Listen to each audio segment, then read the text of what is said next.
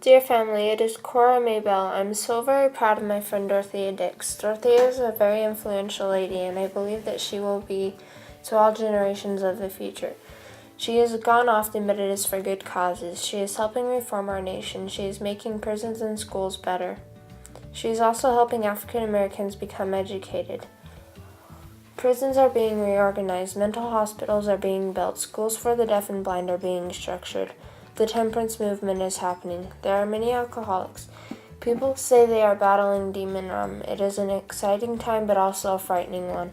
My dear friend Dorothea is a wonderful person. I think she will one day be famous. She is a teacher of many students. She started teaching when she was 12 years of age.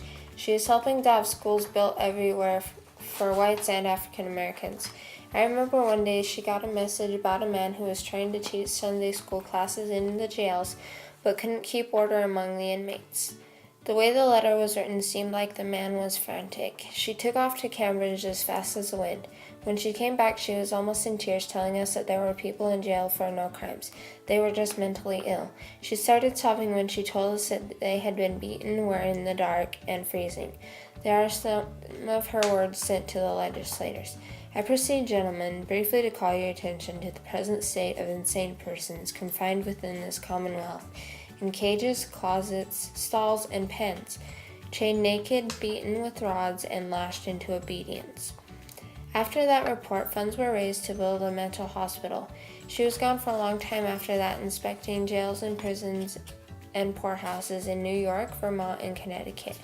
The mentally ill weren't the only ones who were in bad prison conditions. Men, women, and children were also squished into the cells.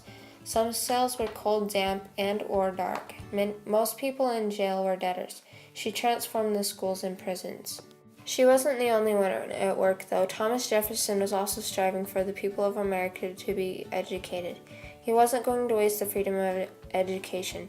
I think he is a wonderful president for that. I hope those who decide to run for president will be just like him. Towns in the northern states were required to have public schools built. Legislators were hunted down by Horace Mann to give him money for funds for better schools.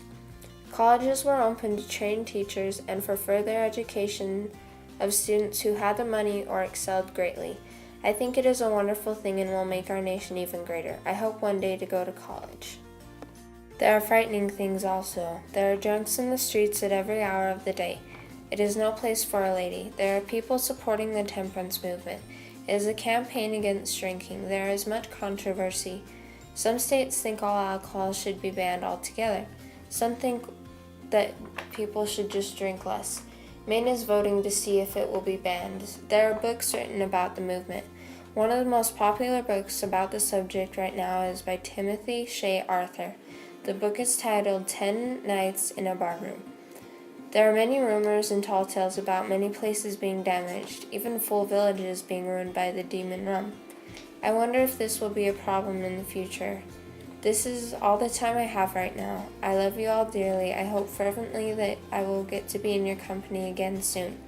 With all my love, Cora Mabel Samuels.